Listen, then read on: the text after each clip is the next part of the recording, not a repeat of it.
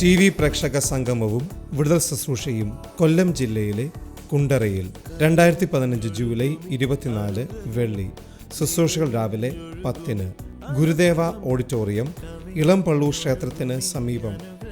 T V പ്രേക്ഷക സംഗമവും വിടുതൽ ശുശ്രൂഷയും ഈ ശനിയാഴ്ച കൊല്ലത്ത് 2015 ജൂലൈ 25 ശനി രാവിലെ 10-ന് cooperative bank auditorium, government guest ഹൗസിന് സമീപം, ചിന്നക്കട.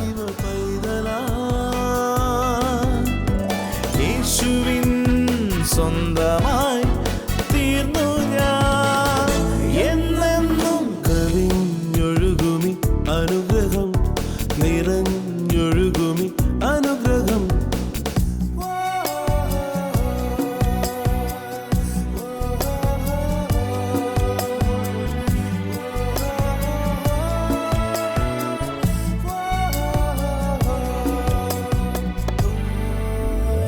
പാടുമെൻ്റെ നാഥനായി നവകീർത്തനം, ഇനി എന്നുമേ നിറയുന്നെൻ ഹൃദയമാകെ.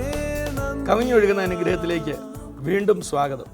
എന്നെ കേൾക്കുന്ന പ്രിയപ്പെട്ടവരെ, കർത്താവായ യേശുക്രിസ്തു തൻ്റെ വചനത്താൽ തൻ്റെ ജനത്തെ മുഴുവൻ സൗഖ്യമാക്കി, തൻ്റെ ജനത്തെ അവൻ രക്ഷിച്ചു. ഇന്ന് ദൈവവചനത്തിനൊരു പ്രത്യേക ശക്തിയുണ്ട്. ആ വചനം വേഗത്തിൽ വ്യാപിക്കും. അത് കേൾക്കുന്നവർക്ക് അത് അനുഗ്രഹമായി മാറും. ആ വചനത്തിൻ്റെ ശക്തിയാൽ കേൾക്കുന്നവരെ വചനം കീഴ്പ്പെടുത്തുന്നു. ഇന്ന് ആ വചനത്താലാണ് നാം എല്ലാവരും ഈ ലോകത്തൊരു ജയകരമായ ജീവിതം നയിക്കുന്നത്. ദൈവവചനം അത് ഇരുവായ്ത്തലയുള്ള ഏത് വാളിനേക്കാൾ മൂർച്ചയേറിയതും പ്രാണനെയും ആത്മാവിനെയും സന്ധി മജ്ജകളെയും വേർവിടുവിക്കും വരെ തുളച്ചു ചെല്ലുന്നതും ഹൃദയത്തിൻ്റെ ചിന്തനങ്ങളെയും ഭാവങ്ങളെയും വിവേചിക്കുന്നതുമാകുന്നു എന്ന് ദൈവവചനത്തിൽ തന്നെ വചനത്തെക്കുറിച്ചൊരു നിർവചനമുണ്ട്. പ്രിയപ്പെട്ടവരെ, ആ വചനം വളരെ ശക്തിയേറിയതാണ്. ആ വചനം നമ്മുടെ ഹൃദയത്തിൻ്റെ ചിന്തകളെപ്പോലും നമ്മുടെ മനോഭാവങ്ങളെപ്പോലും വിവേചിച്ച് അറിയുന്നതാണ്. അത് ശരീരത്തിലേക്ക് ആഴ്ന്നിറങ്ങി രോഗികളെ സൗഖ്യമാക്കും, ബന്ധനസ്ഥരെ വിടുവിക്കും, സന്ധി മജ്ജകളെ വേർവിടുവിക്കും വരെ തുളച്ചു ചെല്ലും. ഇന്ന് എന്നെ കേൾക്കുന്ന പ്രിയപ്പെട്ടവരെ, നിങ്ങളുടെ ശരീരത്തിൽ നിങ്ങളൊരു രോഗിയാണെങ്കിൽ ഈ വചനം നിങ്ങൾക്ക് സൗഖ്യം തരും. നിങ്ങളുടെ ഹൃദയത്തിൽ തകർച്ചയും നിരാശയും ഭാരവുമായിട്ടാണ് ഇരിക്കുന്നതെങ്കിൽ ഇതേ വചനം തന്നെ നിങ്ങളുടെ ഹൃദയത്തിലേക്ക് കടന്നു ചെന്ന് നിങ്ങളുടെ നിരാശയെ, ദുഃഖത്തെ, ഭാരത്തെ നീക്കി അവിടെ വലിയ സന്തോഷവും വലിയൊരു പ്രത്യാശയും കൊണ്ട് നിറയ്ക്കും. അതുപോലെ തന്നെ പ്രിയപ്പെട്ടവരെ, മനസ്സിൻ്റെ ഉള്ളിൽ കോട്ട കെട്ടിയിരിക്കുന്ന പല ചിന്തകളും നീ തകർന്നു പോകും, നിന്നെക്കൊണ്ട് ഗുണമില്ല, നീ നശിച്ചു പോകുകയുള്ളൂ എന്ന് നിന്നോട് തന്നെ നിൻ്റെ മനസ്സ് പറയുന്നുവെങ്കിൽ ദൈവവചനം അത് ആ മനസ്സിലേക്ക് കടന്നു ചെന്ന് ആ മനസ്സിൻ്റെ ചിന്തകളെ മാറ്റിക്കളയും. ഇന്ന് അനുഗ്രഹിക്കപ്പെട്ട ഒരു സന്ദേശം നമുക്ക് കേൾക്കാം. കഴിഞ്ഞ ഞായറാഴ്ച കർത്താവിൻ്റെ ദാസൻ തോമസ് കുട്ടി ബ്രദർ കോട്ടയത്ത് സംസാരിച്ച അതേ സന്ദേശം ഇന്ന് നമുക്ക് കേൾക്കാം. ദൈവവചനത്തിൻ്റെ ശക്തി അത് നിങ്ങളെ ധാരാളമായിട്ട് അനുഗ്രഹിക്കും. നമുക്ക് പ്രാർത്ഥനയോടെ ഈ വചനം കേൾക്കാം. കർത്താവ് ധാരാളമായിട്ട് അനുഗ്രഹിക്കും.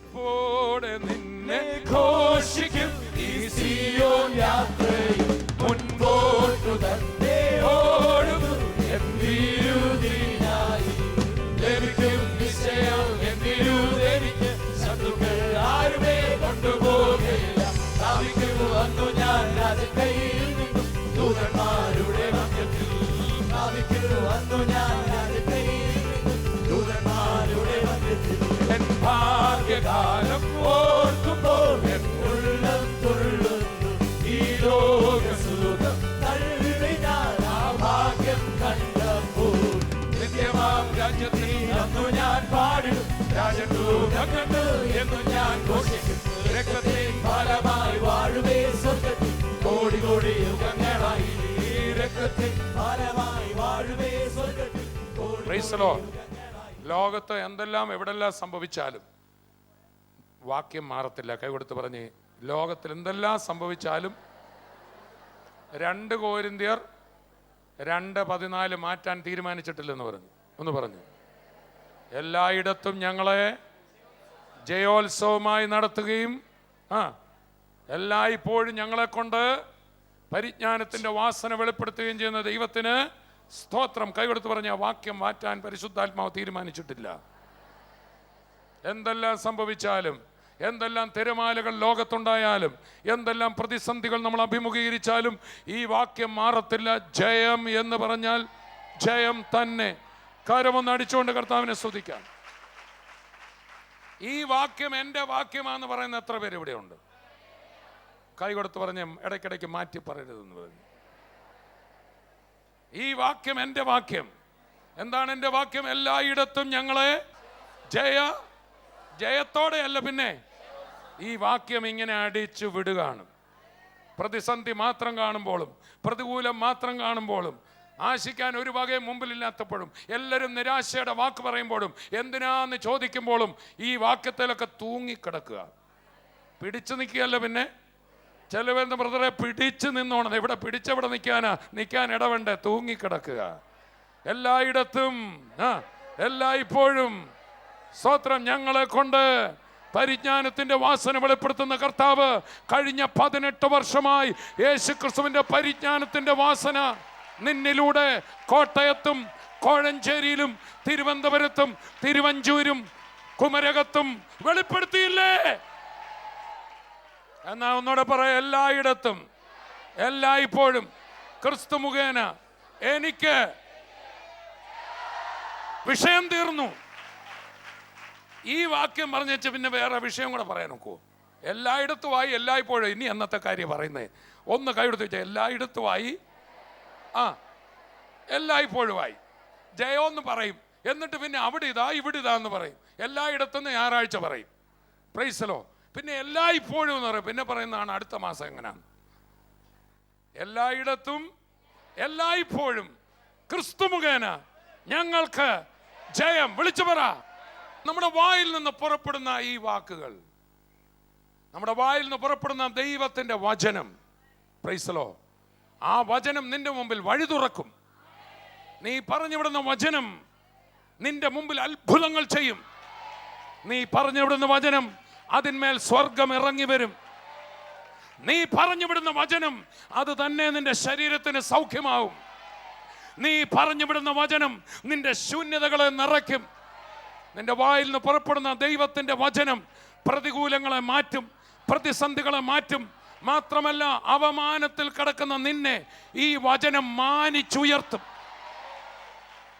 ഞാനും നിങ്ങളും കൈകാര്യം ചെയ്യുന്ന ദൈവവചനത്തിന്റെ ശക്തിയായിരിക്കും അല്പസമയം നമ്മൾ കേൾക്കാൻ പോകുന്നത്.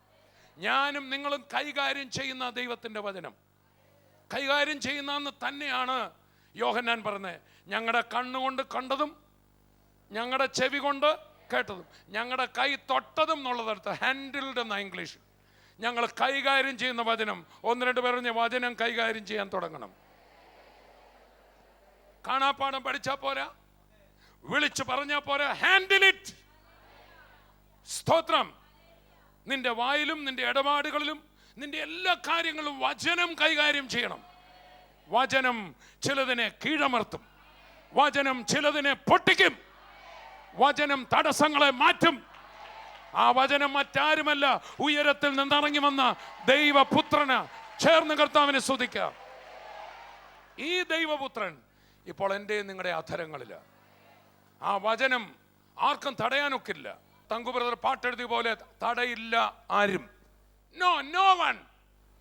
കർത്താവിന്റെ വചനത്തിന് ബന്ധനമില്ല. നീ പറഞ്ഞു വിട്ട വചനത്തെ തടയാൻ ആർക്കും പറ്റില്ല. No one. അത് ദൈവവചനമാണ്. അത് യേശു കർത്താവ് തന്നെയാണ്. അതിനെ ബന്ധിക്കാനൊക്കില്ല. അത് വ്യാപിക്കും. അതെന്ത് ചെയ്യും? അതിനെ പിടിച്ചൊതുക്കാൻ ലോകത്തിൽ ആർക്കും ഒക്കത്തില്ല. അത് ദൈവം പറഞ്ഞു വിട്ടതാ. ഇന്ന് എൻ്റെയും നിന്റെ അധരങ്ങളിൽ തന്നിരിക്കുക. അത് വചനം ജഡമായവൻ, അവൻ്റെ പേര് ക്രിസ്തുവെന്ന് അവൻ തന്നെ ഇറങ്ങി പ്രവർത്തിക്കുന്നു. അത് വ്യാപിക്കും. മാത്രമല്ല, അത് മഹത്വപ്പെടും, അത് ഗ്ലോറിഫൈഡ് ആവും, അത് ഓണേഡ് ആവും. അത് പറഞ്ഞു വിട്ടാൽ ആ വചനവും അത് പറഞ്ഞവനും മാനിക്കപ്പെടും. അതാണ് ഇന്നത്തെ ദൈവവചന ശുശ്രൂഷ. നമുക്ക് വായിക്കാം തെസ്സലോനിക്ക ലേഖനം. നമുക്ക് നമ്മുടെ ശ്രദ്ധയെ 2 തെസ്സലോനിക്കർ 3-ാം അധ്യായത്തിലേക്ക് കൊണ്ടുവരാം. 2 തെസ്സലോനിക്കർ 3-ാം അധ്യായത്തിന്റെ 1, 2, 3 വാക്യങ്ങൾ. ഒടുവിൽ സഹോദരന്മാരെ, കർത്താവിന്റെ വചനം നിങ്ങളുടെ അടുക്കൽ എത്തിയതുപോലെ വേഗം വ്യാപിച്ചു മഹത്വപ്പെടുവാനും. അതാണ് ഇന്നത്തെ വചനം. കർത്താവിന്റെ വചനം നിങ്ങളുടെ അടുക്കലെത്തി. ഇനി അതെന്ത് ചെയ്യും? വേഗം വ്യാപിക്കും. ഉറക്കപ്പറ. വേഗം വ്യാപിക്കും. വേഗം വ്യാപിക്കും. ആർക്കും തടയാനൊക്കില്ല. വേഗം വ്യാപിച്ച് മഹത്വപ്പെടുവാനും. ഇതിനെ തടയുമെന്നൊക്കെ ചിലർ പറയും, പക്ഷെ വൃഥാവാ. ഇത് ദൈവത്തിന്റെ തീരുമാനമാണ്. ആർക്കും തടയാനൊക്കത്തില്ല. അത് വേഗം വ്യാപിക്കും. വ്യാപിക്കുമെന്നല്ല എഴുതിയിരിക്കുന്ന, പിന്നെ വേഗം വ്യാപിക്കും. മാത്രമല്ല വല്ലാത്തവരും അത് മഹത്വപ്പെടും. ഒന്നുകൂടെ വാക്യം തുടക്കം മുതൽ വായിച്ചേ. ഒടുവിൽ സഹോദരന്മാരെ, കർത്താവിന്റെ വചനം നിങ്ങളുടെ അടുക്കൽ എത്തിയതുപോലെ വേഗം വ്യാപിച്ച് മഹത്വപ്പെടുവാനും വല്ലാത്തവരും ദുഷ്ടന്മാരുമായ മനുഷ്യരുടെ കയ്യിൽ നിന്ന് ഞങ്ങൾ വിടുവിക്കപ്പെടുവാനും ഞങ്ങൾക്ക് വേണ്ടി പ്രാർത്ഥിപ്പൻ. വിശ്വാസം എല്ലാവർക്കും ഇല്ലല്ലോ. ഇവിടെ രണ്ട് കൂട്ടരാണ്. ഒന്ന് വചനം വിശ്വസിച്ചേറ്റെടുത്തവർ, രണ്ട് വചനത്തെ വിശ്വസിക്കാതെ തിരസ്കരിച്ചവർ. Praise the Lord. ആ തിരസ്കരിച്ചവരായ വ്യക്തികൾ പലരും, വചനത്തോട് എതിർത്തവർ, അവർ ദൈവമക്കളെ ഉപദ്രവിക്കുകയും പ്രതിസന്ധികൾ കൊണ്ടുവരികയും ഒക്കെ ചെയ്തു. ഉടനെ പൗലോസ് ഇവിടെ പറയാണ്, ഞങ്ങൾ അവരുടെ കയ്യിൽ നിന്ന് വിടുവിക്കപ്പെടും. ഞാൻ വലിയ സത്യം പറയാം, ദൈവവചനം നമ്മുടെ അടുക്കലെത്തി, സുവിശേഷം നമ്മുടെ അടുക്കലെത്തി. ഇനി ഒരിക്കലും പരാജയപ്പെടാൻ സാധ്യമല്ല.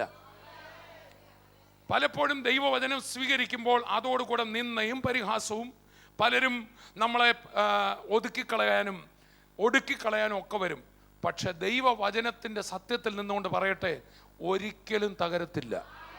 കാരണം വചനത്തിന് അതിൽ തന്നെ ബലമുണ്ട്. അടുത്തിരിക്കുന്ന ആൾ പറഞ്ഞിട്ട്, വചനത്തിന് നിങ്ങളായിട്ട് ബലം കൊടുക്കേണ്ട ആവശ്യമില്ല. It has it's on power. Praise the Lord. അത് വേഗത്തിൽ വ്യാപിക്കുന്നതാണ്. സ്തോത്രം. ഈസ്റ്റ് എന്ന് പറയുന്ന സാധനം, ദൈവരാജ്യത്തെ കുറിച്ച് പറയുമ്പോൾ ദൈവരാജ്യം പുളിച്ച പുളിമാവെന്ന, പുളിമാവ് എന്ന് പറഞ്ഞ ഈസ്റ്റ്. അത് ഒരു പറ മാവിൽ ഒരു സ്ത്രീ അടക്കി വെച്ചാൽ അതെന്ത് ചെയ്യും? നേരം പുലരുമ്പോൾ, രാത്രി മുഴുവൻ ഇന്ന് ടെൻഷൻ അടിക്കേണ്ട ആവശ്യമില്ല. ഇടുക, അതതിൻ്റെ പ്രവൃത്തി ചെയ്യും. അല്ലേ? ഈസ്റ്റ് ഇട്ടിട്ട് രാവിലെ വരെ നോക്കിയിരിക്കണ്ട, അതിനെ ഊതണ്ട, വിശറി കൊണ്ട് വീശണ്ട, ഒന്നും ചെയ്യണ്ട. നീ ഇട്ടിട്ട് പോയി കിടന്ന് ഉറങ്ങിയാൽ മതി. അതുപോലെ വചനം ശക്തമാണ്. നിന്റെ വീട്ടിൽ, നിന്റെ ഗ്രാമത്തിൽ, നിന്റെ ഓഫീസിൽ, നീയും ഞാനും ഇടപെടുന്നിടത്തെല്ലാം വചനം നിന്റെ അടുക്കൽ എത്തിയ പോലെ അത് വ്യാപിക്കും, അത് മഹത്വപ്പെടും. വചനവും മഹത്വപ്പെടും. അതിനെ ദുഷിച്ചവരെന്താവുമെന്ന് എനിക്കറിയില്ല. ഒന്നുകിൽ സ്വീകരിക്കും പൗലോസിനെ പോലെ. വചനം നിമിത്തം അവമാനിക്കപ്പെട്ടവർ, എനിക്ക് ഉറപ്പാ, അവർ മാനിക്കപ്പെടും. സാക്ഷ്യം പറയുമ്പോൾ കള്ളത്തരമാണെന്നും നീ പറഞ്ഞു വിട്ട സാക്ഷ്യങ്ങളെ അവഗണിക്കുക, അവമാനിക്കുകയും ചെയ്തു. പിന്നെ എന്ന് പറഞ്ഞ അങ്ങനെ അങ്ങ് നടക്കുകയല്ലേ എന്നൊക്കെ ചോദിച്ചു. ശോ, പറയണ്ടായിരുന്നെന്ന് പോലും നമുക്ക് തോന്നിപ്പോയി. പക്ഷെ വചനം മഹത്വപ്പെടും. വചനം മഹത്വപ്പെടും. വചനം മഹത്വപ്പെടും. ഞാൻ എൻ്റെ ജീവിത സാക്ഷ്യങ്ങൾ പറയുമ്പോൾ ചിലനോട് പറയും, അങ്ങനെ സാക്ഷ്യമൊന്നും പറയരുത്. ചിലർക്കതൊട്ട് ഇഷ്ടമല്ല. സ്തോത്രം. ഇന്നാളൊരിക്കൽ എനിക്കൊരാളൊരു ഒരു ഒരു കാർഡ് എനിക്ക് അയച്ചു. ഫ്രം അഡ്രസ് ഇല്ല. കറുകച്ചാൽ കൂത്രപ്പള്ളി ആ ഭാഗത്തു നിന്ന്, നെടുങ്ങാടപ്പള്ളി ഭാഗത്തു നിന്ന്. അദ്ദേഹം കേൾക്കുന്നുണ്ടെന്ന് കേൾക്കാൻ വേണ്ടിയാ. കാരണം സീൽ എന്തായിരുന്നു നെടുങ്ങാടപ്പള്ളിയിൽ നിന്ന്. അതിലെഴുതിയിരിക്കുക, ബ്രദറിൻ്റെ സാക്ഷ്യം കേട്ട് ഞങ്ങൾ മടുത്തെന്ന്. അദ്ദേഹം ഇത് കേൾക്കുന്നുണ്ടെങ്കിൽ ഞാൻ മടുത്തില്ല. യേശു വിടുവിച്ചത് പറയാൻ ഞാൻ മടുത്തില്ല.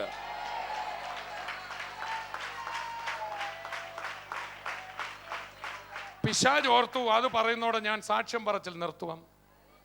ഞാൻ സെക്കൻഡ് ഗിയറിലോട്ടിട്ട് വീണ്ടും സാക്ഷ്യം പറച്ചിൽ തുടങ്ങി. കാരണം വചനം മഹത്വപ്പെടും. കൈ കൊടുത്ത് പറ, പറഞ്ഞവനും മഹത്വപ്പെടും, നീയും മഹത്വപ്പെടും, നിന്റെ വചനവും മഹത്വപ്പെടും. ഒരിക്കൽ നിന്ദിക്കപ്പെട്ടെങ്കിൽ ഒരിക്കൽ മാനിക്കപ്പെടും. ഇന്ന് പകൽ എന്നെ കേൾക്കുന്ന ദൈവ മക്കളോട് പറയാം, സാക്ഷ്യം പറയുന്നത് കുറയ്ക്കരുത്. ആര് വിശ്വസിച്ചാലും, ആരെതിർത്താലും, ആര് സ്വീകരിച്ചാലും, ആര് തള്ളിക്കളഞ്ഞാലും, നീ കർത്താവിന് ലഭിച്ച വിടുതൽ വിളിച്ചു പറഞ്ഞു.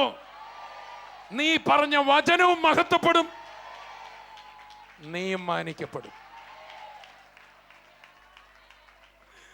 കർത്താവ് പറഞ്ഞ് എന്നെ മാനിക്കുന്നവനെ ഞാൻ മാനിക്കും. കൈകൊടുത്ത് പറഞ്ഞ് അസൂയപ്പെട്ടിട്ട് കാര്യമില്ല. Praise the Lord. കർത്താവായ യേശു ക്രിസ്തുവിനെ മാത്രമേ നമ്മൾ പറയാവുള്ളൂ. നമ്മളൊരു സഭയ്ക്കെതിരെ പറയാൻ വിളിക്കപ്പെട്ടവരല്ല. നമ്മൾ ആരുടെയെങ്കിലും ആചാര അനുഷ്ഠാനങ്ങളെ മോശമാക്കി പറയാൻ നമുക്ക് വിളിയില്ല. നമുക്കൊരു വിളിയുണ്ട്. അന്ധകാരത്തിൽ നിന്ന് അത്ഭുത പ്രകാശത്തിലേക്ക് നമ്മളെ വിളിച്ചവൻ്റെ സൽഗുണങ്ങളെ എങ്ങനെ നമ്മൾ പറയാതിരിക്കും? അപ്പോസ്തലന്മാരെ ആദിമ നൂറ്റാണ്ടിൽ അവർ സുവിശേഷം പറഞ്ഞതിന് സന്നദ്ധരീൻ സംഘം, യഹൂദ മതത്തിൻ്റെ അധികാരികൾ പിടിച്ചു. അവരുടെ മതകോടതിയാണ് സന്നദ്ധരീൻ സംഘം. ആ സന്നദ്ധരീൻ സംഘത്തിന് മുമ്പിൽ പത്രോസിനെയും യോഹന്നാനെയും നിർത്തി. അവരെ വിസ്തരിച്ചതിനൊരു കാര്യമുണ്ട്. ഇവർ മുഖേന ഒരു മുടന്തൻ സൗഖ്യമായിരിക്കുന്നു. വർഷങ്ങളോളം ആ ദേവാലയത്തിന് മുമ്പിലിരുന്ന പിച്ച തണ്ടിക്കൊണ്ടിരുന്ന ഒരു മനുഷ്യൻ, അദ്ദേഹം ഇരിക്കുന്ന ആ ഗേറ്റിൽ എഴുതിയിരിക്കുന്ന പേര് വളരെ നല്ലതാ, ബ്യൂട്ടിഫുൾ എന്നാ. ഈ പുള്ളി പിച്ച തണ്ടുന്ന ആ ഗേറ്റിലേക്ക് നിങ്ങൾ നോക്കിയാൽ പുള്ളിയുടെ പുറകിൽ ഒരു ബോർഡുണ്ട്, മനോഹരം. പക്ഷെ ഇദ്ദേഹത്തെ രാവിലെ ചിലരെന്ത് ചെയ്യും? ചുമന്നുകൊണ്ട് വരും. ഇദ്ദേഹം പിച്ച തണ്ടുന്ന പൈസ പോലും ഇദ്ദേഹത്തിന് കിട്ടില്ല. ഈ ചുമക്കുന്നവരെന്ത് ചെയ്യും? കൊണ്ടുപോകും. ഇദ്ദേഹം ആർക്കോ വേണ്ടി പിച്ച തണ്ടുകയാണ്. അങ്ങനെ ഇരിക്കുമ്പോഴാണ് ആര് വരിക? പത്രോസും ആത്മനിറവിൽ വരികയാണ്. ഒന്ന് രണ്ട് പറഞ്ഞ വഴിയെ ഒക്കെ ആത്മനിറവിൽ പോകണം. അവര് ദേവാലയത്തിലേക്ക് പോവുക. കൈകൊടുത്ത് പറഞ്ഞ് ദേവാലയത്തിൽ നല്ല ആത്മനിറവിൽ പോകേണ്ട, ദേവാലയത്തിലേക്ക് പോകുമ്പോഴേ ആത്മനിറവിൽ പോകണം. ഇത് പലരും പറയുന്നത് ഞായറാഴ്ച പോയി ആത്മാവി നിറഞ്ഞേച്ച് വരാമെന്ന്. ഇവരങ്ങനല്ല. ഇവർ പെന്തക്കോസ് നാളിൽ മാളികയിൽ നിന്ന് ആത്മാവിനെ പ്രാപിച്ചു വരികയാണ്. അവരാരാധനയ്ക്ക് പോകുന്നതേ ആത്മാവില്ല. Praise the Lord. ഇത് ആരാധനയ്ക്ക് പോകുന്നത് വഴക്കം പിടിച്ചോണ്ട് തിരിച്ച് ആത്മാവിൽ വരാമെന്നാണ് ചിന്തിക്കുന്നത്. എന്നാൽ ഇവിടെ നമ്മൾ വായിക്കുന്നു അവരാത്മാവിൽ പോവുകയാണ്. ആത്മാവിൽ അവിടെ ചെന്നു. രണ്ടുപേരും ഒന്നിച്ച് നടന്നു. അങ്ങനെ നടന്നു എന്ന് പറഞ്ഞ് നമുക്ക് ഒന്നിച്ച് നടക്കാം എന്ന് പറഞ്ഞു. അവരൊന്നിച്ച് നടന്നു. അവിടെ ചെന്നപ്പോൾ ഈ മുടന്തനെ കണ്ടു. അവൻ കൈനീട്ടി വല്ലതും കിട്ടുമെന്ന് കരുതി. നിങ്ങൾക്ക് ആ സംഭവം അറിയാം. അപ്പോസ്തലപ്രവൃത്തി 3 നമ്മൾ വായിക്കുന്നു. ഉടനെ പത്രോസ് യോഹന്നാനോട് കൂടെ അവനെ നോക്കിയിട്ട് ഇങ്ങനെ പറഞ്ഞു, വെള്ളിയും പൊന്നും ഞങ്ങൾക്കില്ല, ഞങ്ങൾക്കുള്ളത്. ദൈവമക്കൾ ഇങ്ങനൊന്ന് പറയാൻ പഠിച്ചിരുന്ന എത്ര നല്ലതായിരുന്നു. ഞങ്ങൾക്കുള്ളത് എന്തോ അവർക്കുള്ളത്? യേശുവിൻ്റെ നാമം.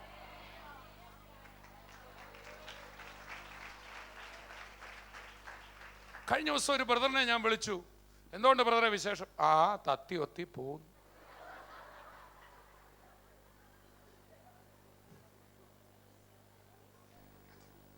പത്രോസിനെ നിങ്ങൾ മൊബൈലിൽ വിളിച്ചിട്ട് എങ്ങനെയുണ്ട് ബ്രദറെ? ഞങ്ങൾക്കുള്ളത് നിനക്ക് തരുന്നു, നസ്രായനായ യേശുവിൻ നാമത്തിൽ.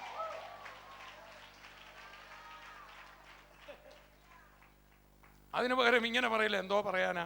കഴിഞ്ഞ ദിവസം ഇവിടെ ഞങ്ങൾ കൂടിയിരിക്കുകയായിരുന്നു. യേശു ഉയർത്തെന്ന് പറഞ്ഞ് പെണ്ണുങ്ങൾ വന്നു.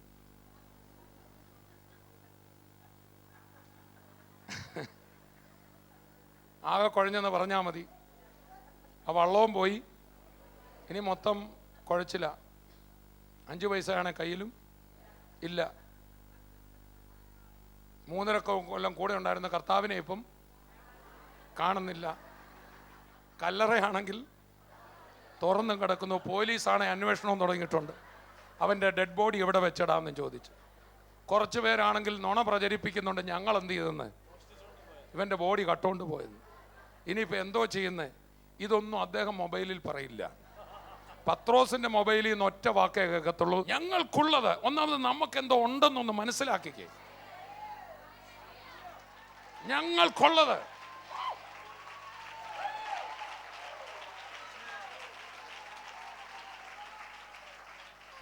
നിങ്ങൾക്ക് എന്തോ ഉണ്ട് നോക്കട്ടെ, പേഴ്സ് നോക്കട്ടെ.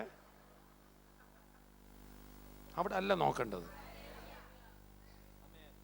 നമുക്കുള്ളത് ഉയർത്തെഴുന്നേറ്റവനിലുള്ള വിശ്വാസം, വീണ്ടും വരാമെന്ന് പറഞ്ഞവനുള്ള വിശ്വാസം, ലോകാവസാനത്തോളം കൂടെ ഇരിക്കും എന്ന് പറഞ്ഞവനുള്ള വിശ്വാസം, ആരെല്ലാം മാറിയാലും ഞാൻ മാറത്തില്ലെന്ന് പറഞ്ഞവനുള്ള വിശ്വാസം. എടുത്തു പറയാ, വെള്ളിയും പൊന്നും ഞങ്ങളുടെ കയ്യിൽ. അപ്പൊ അതാണോ അവർക്കുള്ളത്?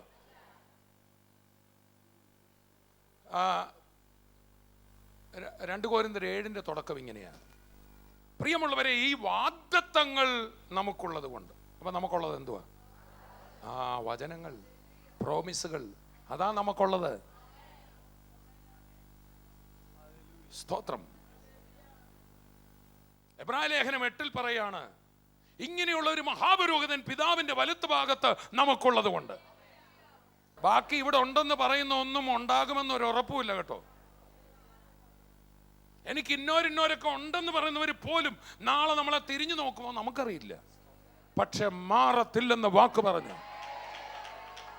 ഒരു മഹാപുരോഹിതൻ പിതാവിന്റെ വലത്ത് ഭാഗത്ത് എനിക്ക് വേണ്ടി ഉണ്ട്.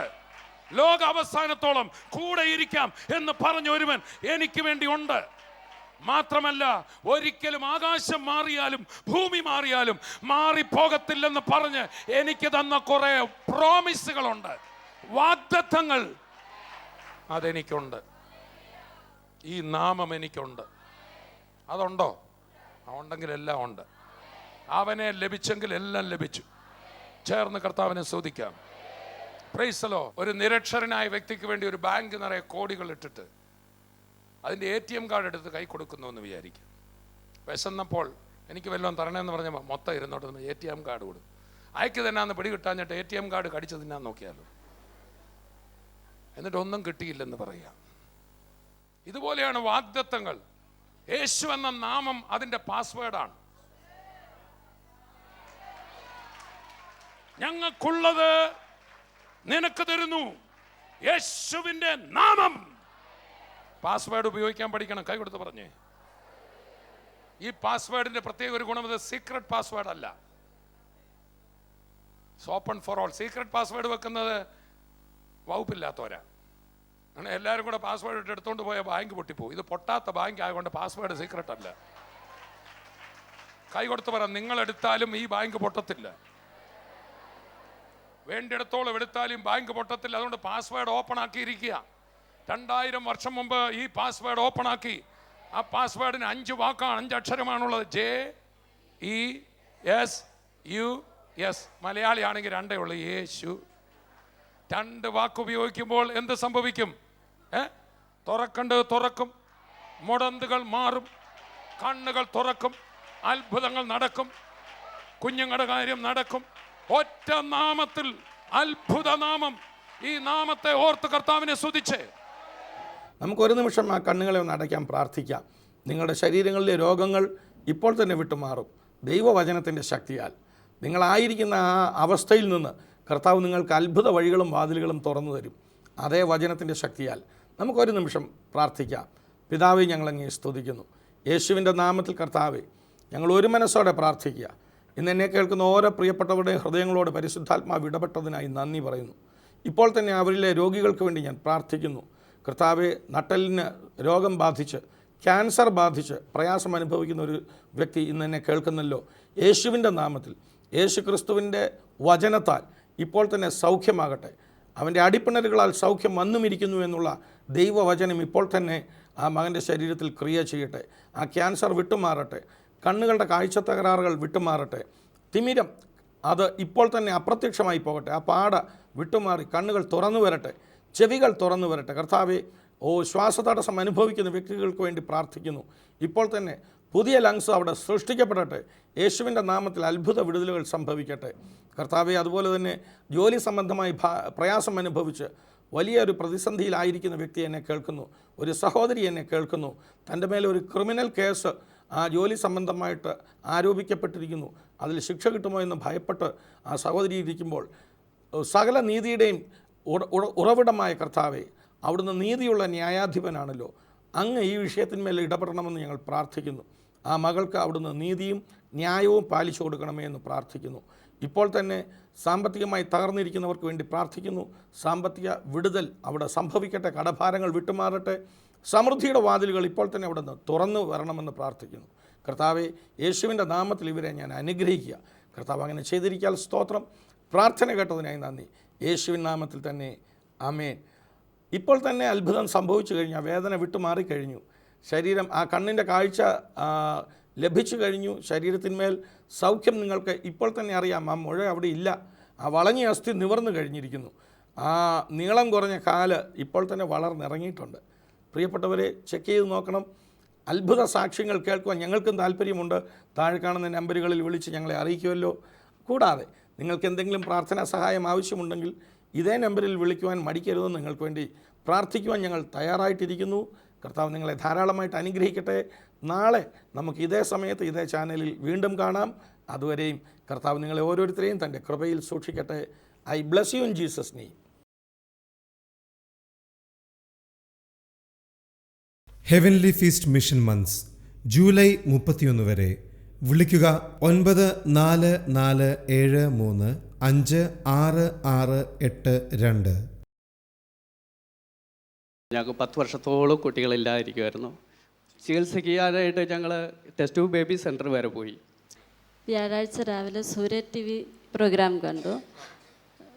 തോമസ് ബ്രദർ പറഞ്ഞു അസുഖമുള്ള ഭാഗത്ത് കൈവച്ച് പ്രാർത്ഥിക്കാൻ പറഞ്ഞു. ഞാനും കൈവച്ച് പ്രാർത്ഥിച്ചു. 3-ാമത്തെ ദിവസം ബ്ലീഡിങ് നിന്നു. 4-ാമത്തെ ദിവസം ഞങ്ങൾ അവിടെ നിന്ന് കോട്ടയത്ത് വന്നു. ഞങ്ങളിവിടെ കോട്ടയം മെഡിക്കൽ കോളേജിൽ കൊണ്ടുപോയി സ്കാൻ ചെയ്ത് നോക്കിയപ്പോൾ മുഴ 2 അപ്രത്യക്ഷമായിരുന്നു. യേശുവിനായി സുവിശേഷത്തിനായി വിതറാം, വാരി വിതയ്ക്കാം. Heavenly feast mission months July 31 വരെ. വിളിക്കുക 9447356682.